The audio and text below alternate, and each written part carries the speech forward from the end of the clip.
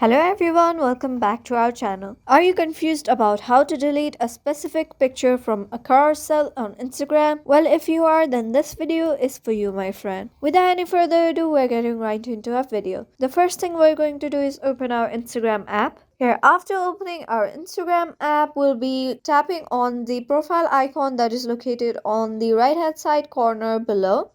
After tapping on the profile icon, here you'll be able to see various options such as edit profile, share profile, and below that you'll be able to see all the posts that you have posted until now. Tap on the post that you want to delete. After tapping on the post, here as you can see, there are 5 pictures. And from here, I want to delete this last one. And in order to do that, here we'll be tapping on the 3 dot option right beside our profile name.